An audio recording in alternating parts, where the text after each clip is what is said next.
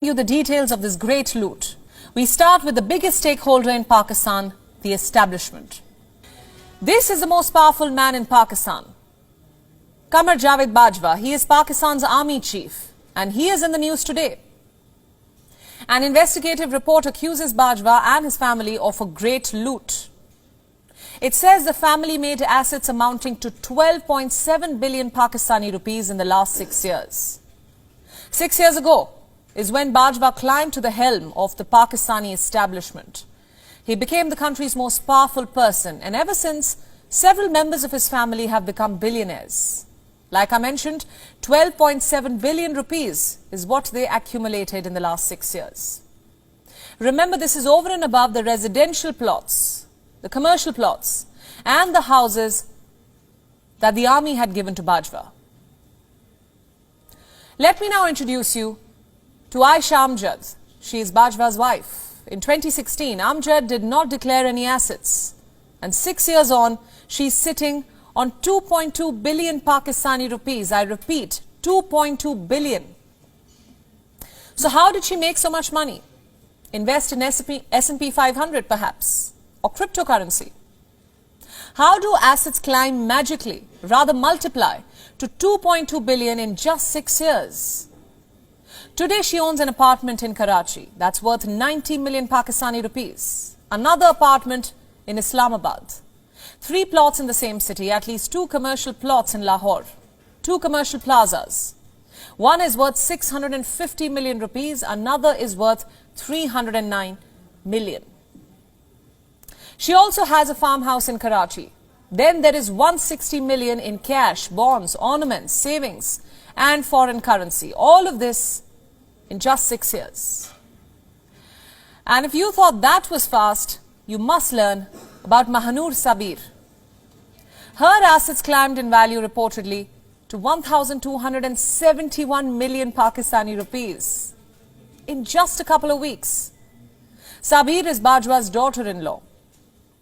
As of last week of October 2018, she had not declared her assets, and in November 2018, she married Bajwa's son. Right before her wedding, Mahanur Sabir was magically worth this big sum, that is 1,271 million Pakistani rupees.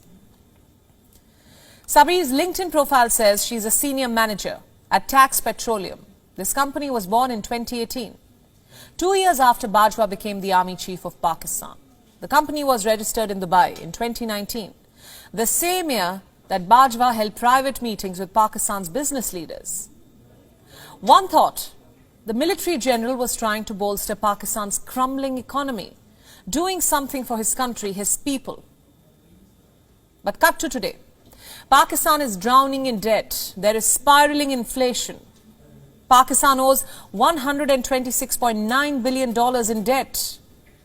90 million Pakistanis are going to bed hungry. But the Bajwa family has been shielded from this economic downturn. They have only become richer. We are talking about the daughter-in-law, Mahanur Sabir. Her sister too became a billionaire in no time.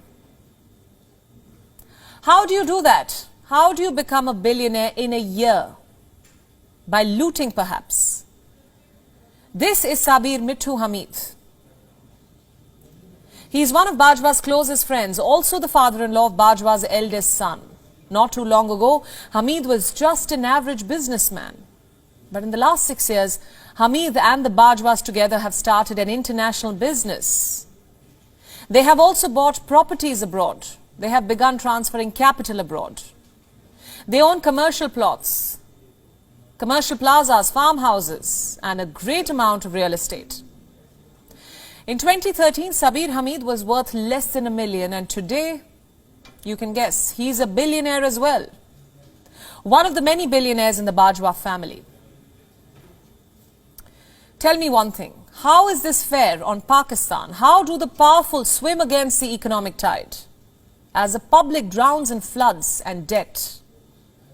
The authorities in Pakistan have allegedly blocked access to this damning report. I'm not surprised. The government of Pakistan is not interested in how Bajwa and co became billionaires. Instead, Pakistan is probing how the family's tax records got out. How were they leaked? Pakistan's Finance Minister Ishaq Dar termed the leak illegal and unwarranted. Forget about the actions of those involved. It's actually neither. Experts tell us that the tax documents were not confidential. But you know what? Even if they were, shouldn't the people of Pakistan know what their establishment is up to? We're talking about the leadership here. They deserve to know the loot that's happening in their own country as they crumble under the pressure of poverty. The government obviously does not want to tell them this, and why should it? The Sharifs themselves are party to the loot. Remember the Panama Papers. Remember Nawaz Sharif. He's Pakistan's former Prime Minister, also the elder brother of the sitting Prime Minister, Shehbaz Sharif. So where is Nawaz now? He's sitting in London fleeing justice.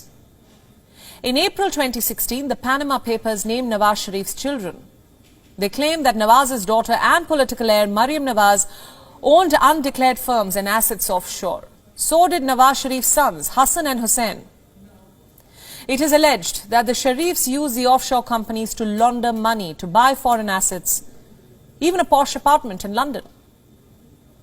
Later, an investigation found that Nawaz Sharif owned assets beyond his income. So where was the money coming from? State coffers, perhaps.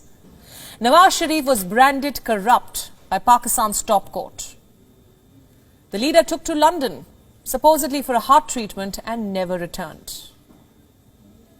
This is the history of Pakistan's leading family. They say the government of Shehbaz Sharif is planning to quash this case and welcome Nawaz back to Pakistan.